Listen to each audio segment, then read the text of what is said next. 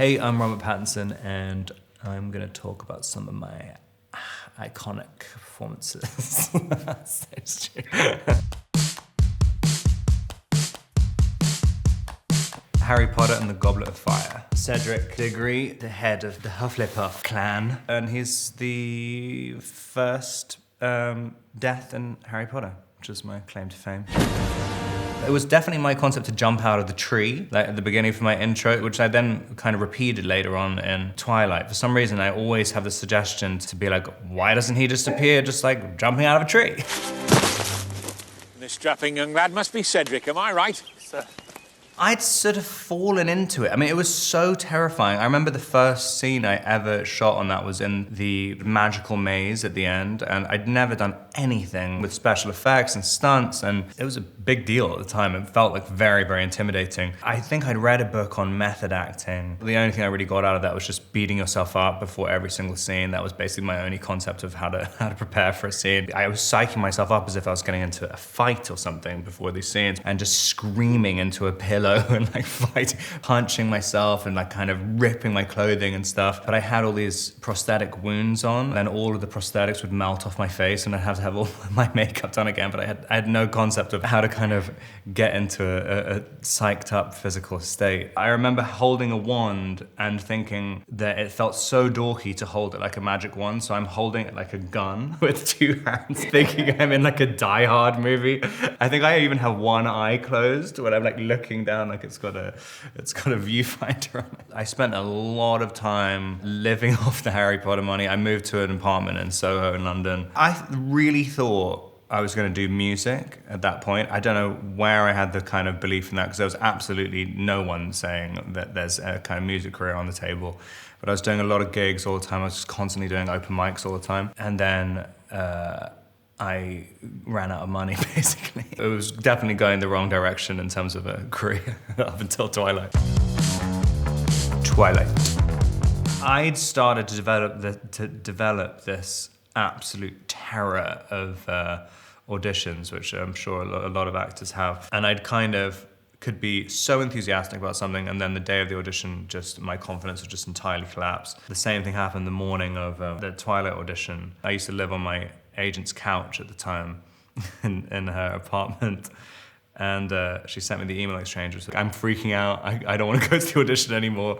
And then underneath it's saying, well, find a Valium in my bathroom. I'd never taken a Valium before. I just remember just feeling so glorious in the back of the taxi with the window open and just being like, wow, this is what I've been missing. And so I think I had this sort of quite spacey, detached kind of thing in the audition, which must have kind of worked for the character.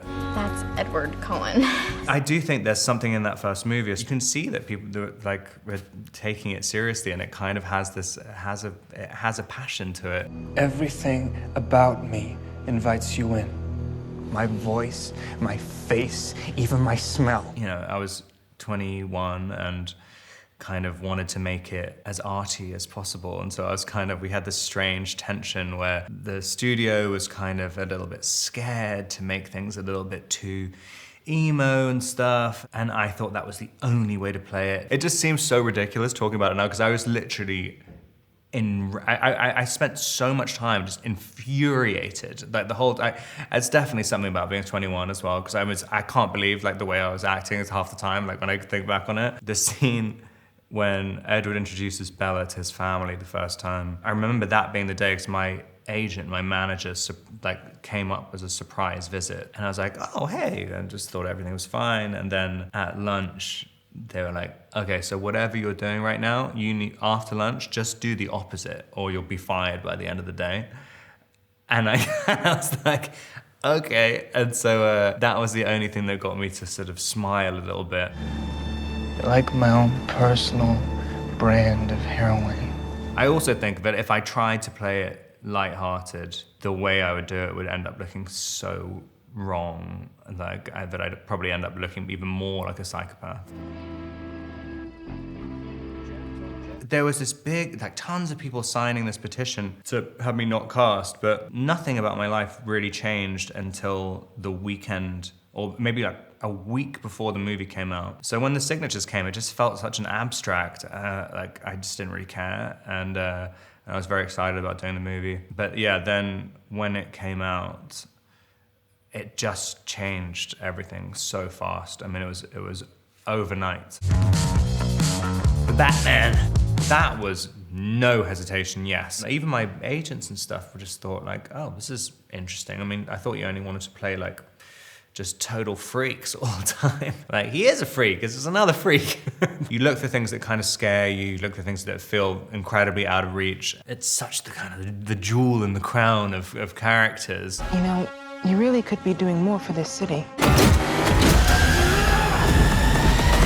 Your family has a history of philanthropy, but as far as I can tell, you're not doing anything. It's just a totally different vibe. I mean, it's sad. It's something which I always thought about Batman. I thought it's really, really sad. It's a tragedy. That's one of the reasons it feels kind of different, because it's like it's year 2, we're not gonna do the origin story again. Instead of him getting over his parents dying at the beginning and then just becoming Batman and saving Gotham, now he really hasn't gotten over them at all. And it's kind of, and I'm playing the parents' death constantly throughout the whole time. Riddler's latest. It's all about the Waynes. If we don't stand up, no one will. I always like approaching the kind of major character like that, and if you look at it very literally or like from an emotional context, it does end up becoming kind of something kind of strange, and it's always kind of shocks you what comes out of it. I mean, I didn't really realize how sad it would make me feel. There's something about his relationship with Selena Kyle as well, and it's very present in the graphic novels. I mean, I think a lot of those writers really touched on that. There's ways to reinterpret that character. I mean, an infinite number of ways. This is the maybe 9th or 10th Batman movie, and it does feel incredibly different. It's funny, I was talking to the other actors who are in the movie, and everyone else said like, no, and even Matt was saying like, don't watch the other ones, don't watch any of the other movies, don't be thinking about that kind of stuff too much. But I was like, I've already seen all the other movies, and they're incredibly familiar to me. And I like all the other movies. It's not like you're trying to rescue like a dead character. I mean, they're all like really, really good portrayals. And I kind of really watched a lot of them on the run up to it to just see where's a gap in something that hasn't really been explored yet. I think it's also really fun as well doing that, because it's like every single person who's played Batman is a pretty heavyweight actor, and they all had great interpretations of it, and very, very different. So it was fun watching them all. I definitely don't have a favorite. No. I mean, I think Christian Bale did like just such a, I mean, it's so kind of iconic, like the voice that he was doing in it. But it's almost impossible to not do that. Where were the other drugs going? I don't know. I swear to God. Swear to me! It's really hard to get into a artificially lower register. I mean, to do it a long time, because I mean, there's a lot of scenes in this as well where you're kind of, it's long dialogue scenes as Batman, which is quite unique out of a lot of the other movies in the series, and trying to kind of stay really, really low and have kind of nuance in the lines and stuff. I mean, it's really hard. It's really, really hard. When that light hits the sky, it's not just a call.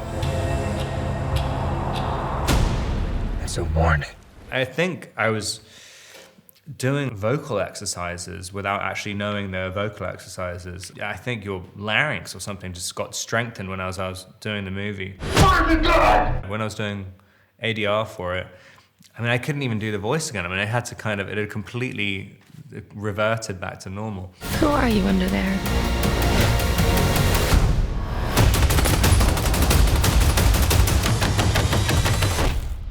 I'm vengeance. There's a kind of understanding, which I think every actor who goes into it, there's some way of playing Batman that just feels right as Batman. And like, if you try and do something too different, it sometimes feels really off. But it's funny, it's like as soon as you put on the suit, it sort of does something to you. You start behaving in this quite particular way. And it might be about the kind of restriction in the movement and stuff, where there's definitely elements of just the kind of practical aspect of it. You want to be able to turn your head. Sure made backing out of the driveway easier. You don't know how you're gonna feel until you put on the suit. And then just because this suit was a little bit more articulated, because I'd done the audition in, I think it was George Clooney's one, and it was incredibly difficult to move in. Well, I'm totally over, all right? Positively. Me too, definitely. You had to choose the suit by the size of your head, and I think my head was the closest to Clooney's head.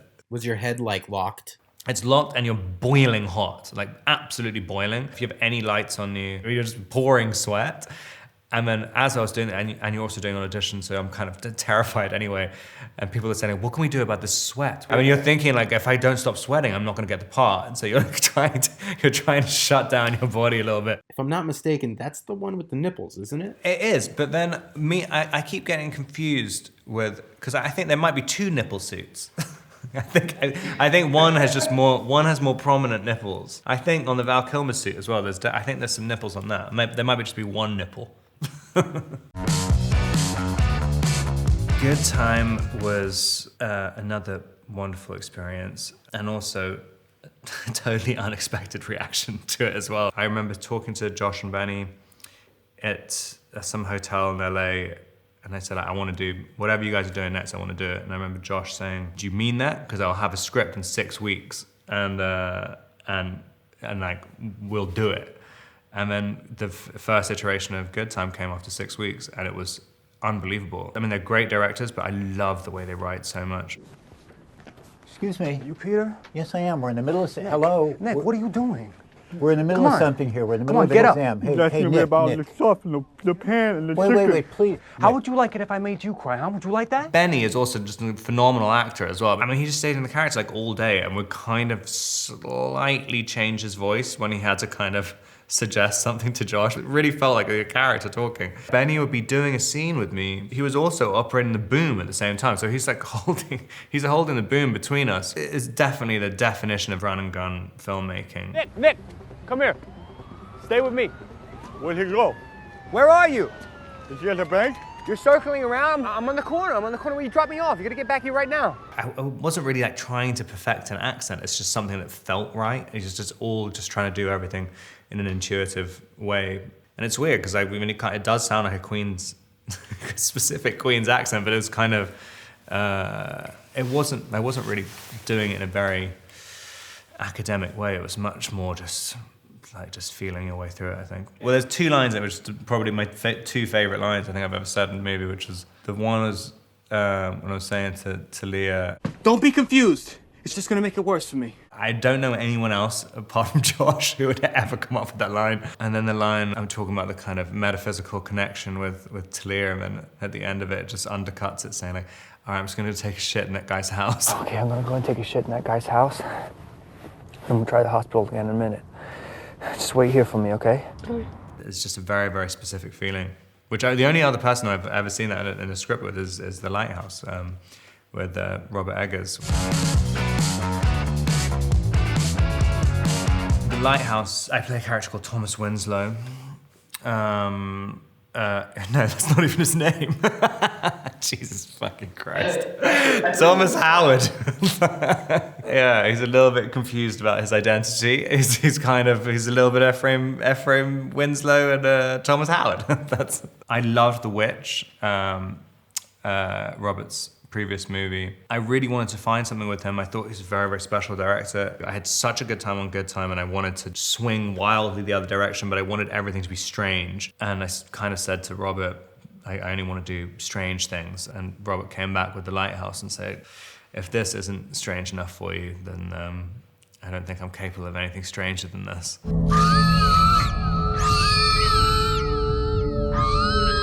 Really trying to convince everyone that The Lighthouse was a comedy, and trying to convince, I think it was the HFPA, like, and really trying to convince the relatively elderly people, no, it is a comedy. It's 100% a comedy. It should qualify for the musical or comedy section.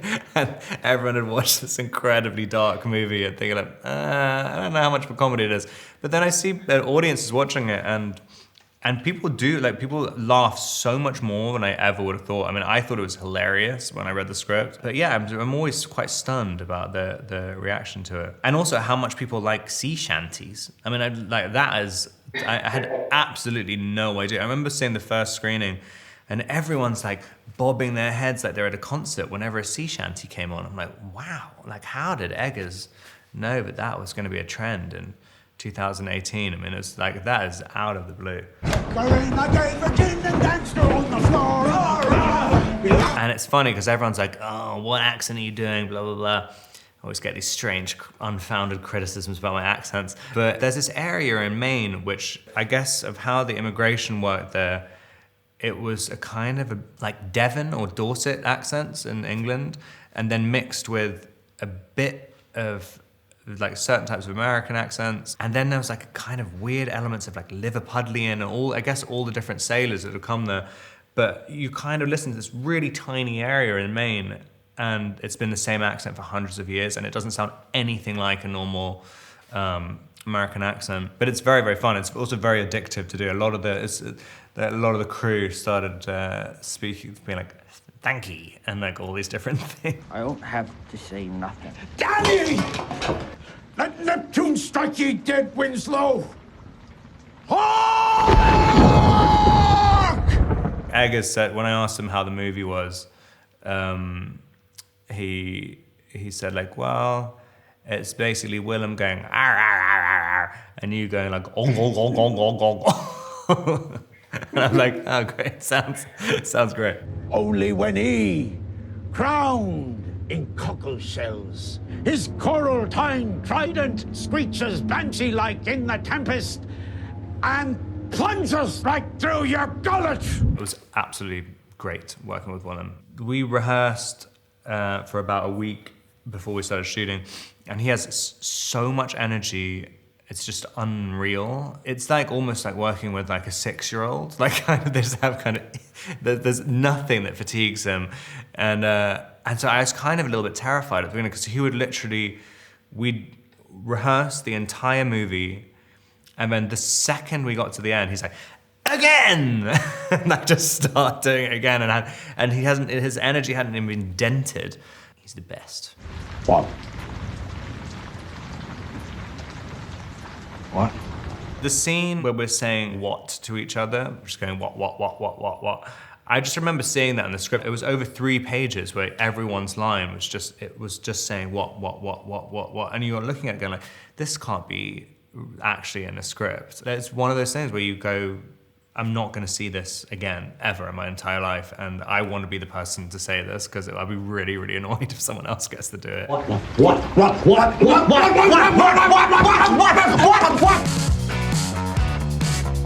Tenet.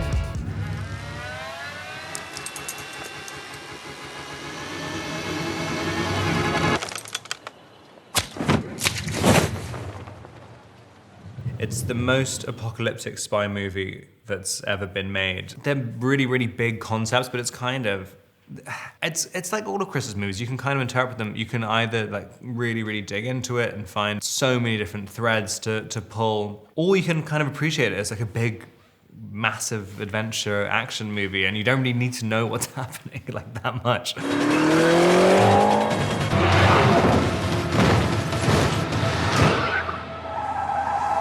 It's so complicated to make the story work. You just thought it's so insane this is even happening. I mean, we're in Estonia. They'd made a car where they'd switched the engine rather. There was a driver driving it with the back wheels at the front for him, and me and John David are pretending to drive it backwards, but with about 700 cars all driving in reverse around us. I mean, it was like one of the most exciting theme park rides you've ever been on in your life, and then you're trying to do a scene at the same time. I mean, it was. I don't think they're going to be making movies like that ever again. Cosmópolis. Any special reason we're in the car instead of the office? What makes you think we're in the car instead of the office? Cosmópolis is about a 28-year-old asset manager called Eric Packer. He gets a kind of obscure death threat, and he starts to kind of intentionally unravel his own life. I remember doing it and thinking, the audience I want for this is for someone in 10 years' time to be watching TV at 3 o'clock in the morning, and this comes on, and then you have no idea if you're asleep or not. This is loss of faith that will force the yuan to drop. Dollar will settle up. The yuan will drop. Where's Chin? Working on visual patterns. We were shooting inside a limo that was the same size as a normal limo. It was kind of, the camera's on a techno crane. I've never done a movie like it where you're doing the entire movie inside like a kind of vocal recording booth almost. Like it was very, very strange. And it just got to the point by the end of the shoot, I'd never even left the limo. I just stayed in it all day. I love that movie. I've seen it so many times, and I think it's really, it's one of my favorite things I've ever done. Highlight. You realize nothing is ever gonna grow inside us. Break the laws of nature. You'll pay for it. Claire Denis, who directed that, is just one of my favorite people in the entire world. If anyone can experience what it's like to do a Claire Denis movie, I would definitely say you have to do it. I mean, it's completely different to anything else. You just suddenly realize you can approach filmmaking and acting in totally different ways every single movie. And directors like that really allow you the freedom to do it.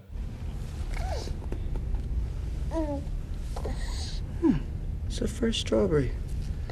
So fun. I mean, it was my friend's kid. It's my goddaughter. We'd cast, because they normally cast identical twin babies for that kind of situation. And the night before the shoot started, I went to meet the babies, and the babies wouldn't have anything to do with me at all and would just scream whenever I came anywhere near them. And I tried to kind of bond with them for about 4 hours, and it was just nothing but terror coming out of them. And it was supposed to be this kind of quite sweet relationship they had with my daughter in it. And I got my friend Sam, and I was like, what are you doing for the next 2 weeks? Like, can Scarlett just play my daughter in a movie? And they flew out the next morning, and I think I'd only ever met Scarlett like once or twice when she was a young baby, but it worked out perfectly. My old man can see me now. Break the laws of nature. And you'll pay for it. GQ hot dog film. This is my fortress of solitude. Anonymous couch, anonymous room, anonymous hotel. A quadrant of trolls. Classic performances. I love that thing. I think it's really funny. That's like, I think that was the entire thing from conception to completion was about an hour and a half. Like just, or maybe 2 hours at the max. I remember my manager saying after, like, you should do a TV series of this. I'm like, of what? There is no TV. Like, so you want me to end my career?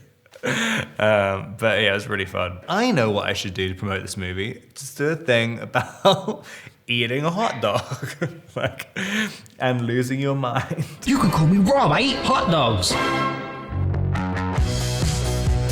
The Rover. What you doing with this car? It's my brother's car. Where's your brother? Where is he?